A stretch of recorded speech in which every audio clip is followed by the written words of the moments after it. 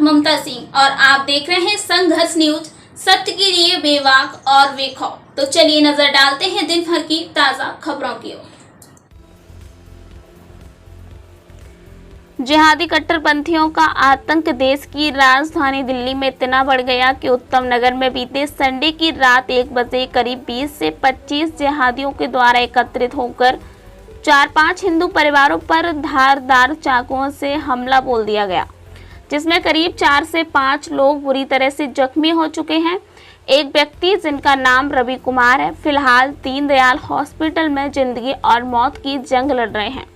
पीड़ित परिवार का कहना है कि प्रशासन के द्वारा हमलावरों में से मात्र 3 लोगों को अरेस्ट किया गया है। हम आपको बता दें कि ये सभी जिहादी उत्तम नगर में रेहड़ी लगाकर फल फ्रूट बेचने का कार्य करते हैं। रोड पर इनकी गलियों में पूरी तरह से अपना कब्जा जमा लेते हैं और कभी कभी तो इनका आतंक इतना बढ़ जाता है कि स्थानीय महिलाओं से बदतमीजी करने पर उतारू हो जाते हैं। अभी कुछ दिन पहले ही यहाँ पर स्थानीय लोगों ने एकत्रित होकर इनके अवैध कब्जे से क्षेत्र को आज़ाद कराया था, लेकिन यह बात कट्टरपंथियों को रास नहीं आई और मौका देखकर हिंदू परिवारों के ऊपर हमला बोल दिया, जिसमें करीब 4 से 5 लोग बुरी तरह से जख्मी हो चुके हैं। नमस्कार दोस्तों, बीती 3 अक्टूबर था जी।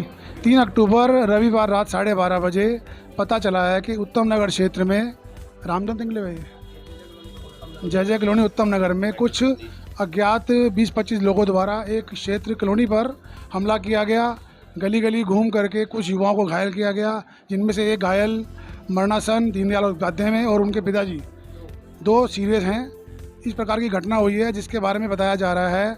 और आपको याद दिलाते चलें, आपको यदि याद हो तो कुछ महीने पहले उत्तम नगर में एक अभियान के तहत प्रशासन की मदद से रेहड़ी पटरी जो भू माफिया और रेहड़ी पटरी माफिया था उनको हटाने की कार्रवाई हुई थी। तो बताया जा रहा है कि उसके प्रतिशोध में कुछ रेहड़ी पटरी वाले आपराधिक तत्व रात को 12 साढ़े 12 बजे करीब हथियार लेकर के गली गली में घूमे और जो बच्चा, जो युवक, जो युवा और ख़ास करके जिन जिनके माथे पर तिलक लगा हुआ था वो मिले तो उनके ऊपर हमला किया गया। उन्हें बुरी तरह घायल किया गया। बीच बचाव करने वाला कोई नहीं था। घर के दरवाजे पीटे गए। पूरा का पूरा आतंक का माहौल था। लग ही नहीं रहा था कि देश की राजधानी दिल्ली है और हम सब सुरक्षित हैं। तो सुरक्षा को धत्ता बताते हुए जिस प्रकार हमला किया गया है, हम उस कॉलोनी में आए हैं एक परिवार के पास और वहाँ पर हमारे सामने, क्या नाम है बेटा आपका? ये ललित जी हैं, जो जिनकी किस्मत कह लीजिए अच्छी थी तो बच गए और ख़राब थी तो घर से उतर गए। तो ये नीचे गए हैं। इन पर जो हमला हुआ है ये अपनी आप बीती आप बताएंगे, आप सुनिए। ललित जी किस टाइम की बात है और कितने बजे की बात है? ये 12:30 बजे की बात है।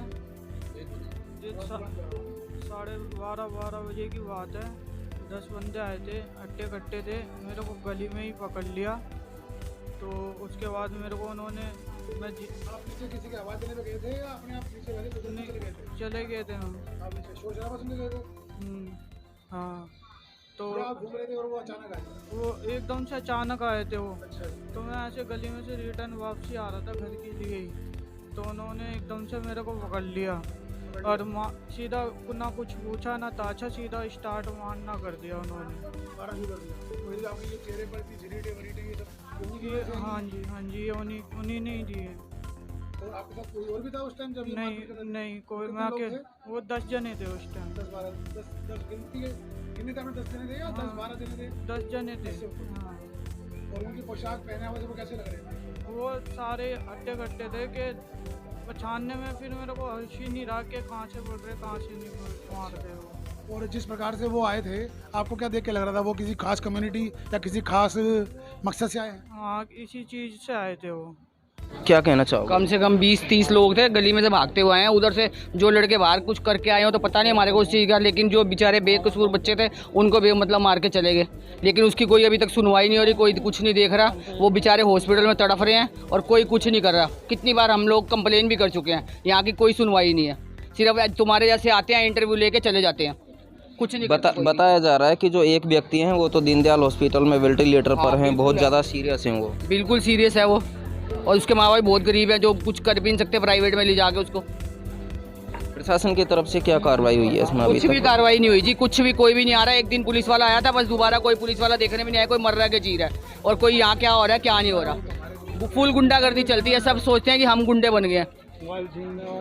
कोई मोबाइल छीन के लेके जा रहा है, कोई कुछ करके लेके जा रहा है, धमकियाँ देते हैं लोग यहाँ पे, हम तुम्हारे खिलाफ कंप्लेन कर देंगे, अपने आप को मार लेते हैं बेमतलब में, किसी का नाम नहीं देते, सारी रात हमारे को परेशान करते हैं। अंकल क्या कुछ कहना चाहोगे, क्योंकि ये घटना भी आपके सामने थी, बताया जा रहा है कि आपने सारा सब कुछ यहाँ की जो वो है दृश्य आपने देखा। ऐसा ही रात भर तो वैसे ही जागा मैं उस दिन। राम किशन को बुलवा लेना। और दूसरी बात ये कि जो कुछ हुआ है ना, एक तो यहाँ पर जो ये रेहड़ियाँ लगी हैं, आपको शायद जानकारी में हो, पहले भी वहाँ पर एक मर्डर केस हुआ है। ये जितने लोग हैं ये सारे बागपत, बड़ौद, मेरठ, मुजफ्फरनगर के हैं और यहाँ रहते नहीं, कहीं भी किराए पे रह लेते हैं। वहाँ से भी ये क्राइम करके भागे हुए हैं, यहाँ आते हैं, क्राइम करते हैं, भाग जाते हैं। किसी को भी चाकू उठा के मार देना, छुरी मार देना, और किसी का भी आप उठा के अगर फल 1 किलो लेते हो ना आप, तो 800 या 850 ग्राम से ज़्यादा नहीं निकलता। तो यहाँ जो दूसरे ईमानदार जो रेहड़ी वाले हैं, तो ईमानदारी से फल फ्रूट बेचते हैं, उनके साथ भी इनका झगड़ा झंझट रहता है।